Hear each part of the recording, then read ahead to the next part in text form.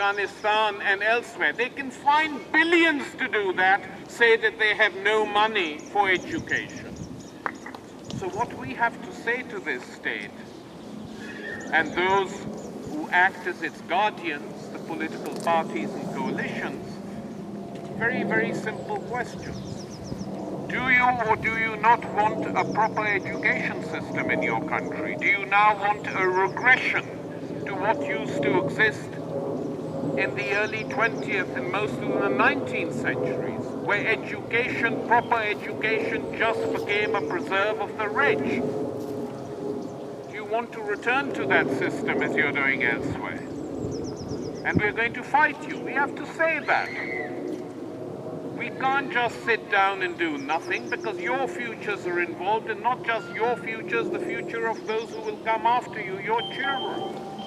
This thing of we just live on this own world, a consumerist world, we just shop, we watch TV, we go to clubs, it's ephemeral, it's a bubble. You can't live inside a bubble for too long. Sooner or later that bubble erupts. And so many of you who've not thought about this before the philosophers here were sacked, essentially de facto sacked, must think about these things now.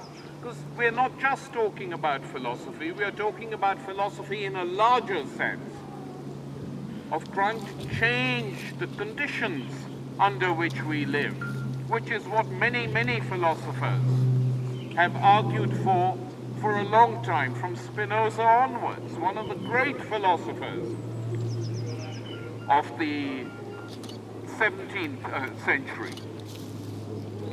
Baruch Spinoza challenged authority, challenged his own religious authority, expelled from the synagogue in Amsterdam for saying that the Old Testament was just a set of folk tales and fairy stories, and whose political philosophy defended democracy, defended the rights of the Dutch who were fighting to get rid of the Spanish from their country. An active philosopher, as many philosophers tend to be. Hegel, Marx, constantly engaged with the world. So those who want to get rid of philosophy want to get rid of doubt. And without doubt, the world cannot go forward if we become citizens, not so much citizens, but yes men and yes women, who go once every 5 years to vote. That is not good enough. And we have to fight for a better world.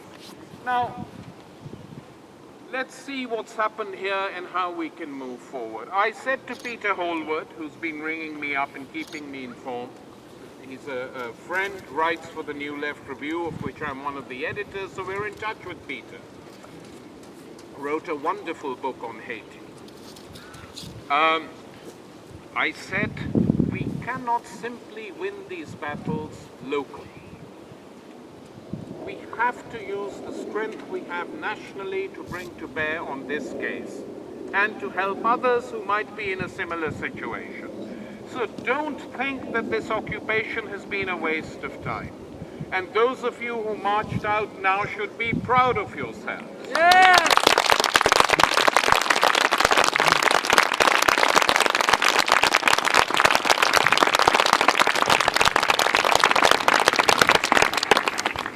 Because it is always the case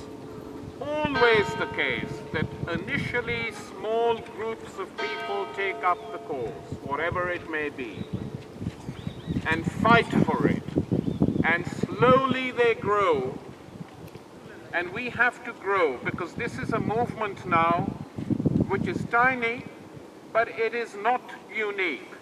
I was in Zagreb, in Croatia, 10 days ago, and I spoke about what was happening at Middlesex, and afterwards many young people came up to me and said, it sounds just like Croatia.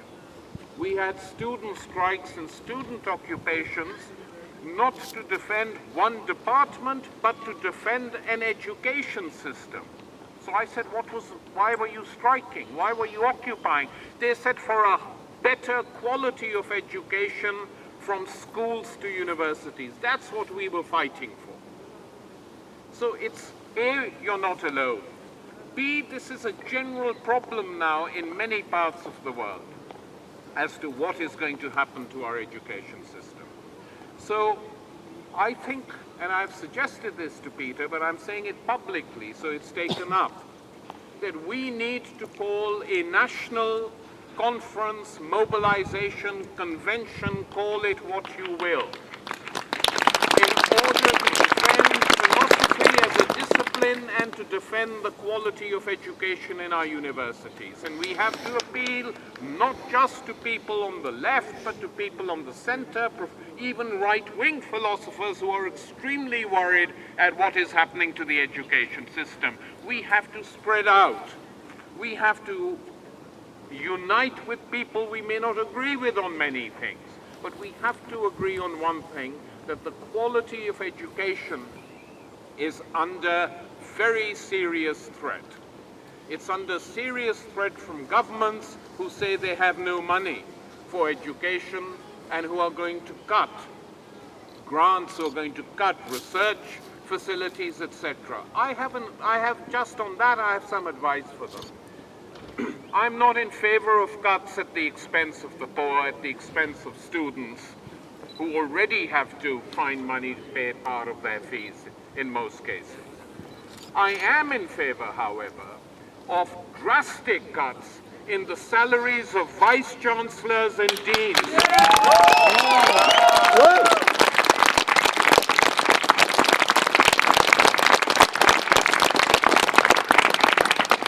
So if we are to have cuts, you start at the top.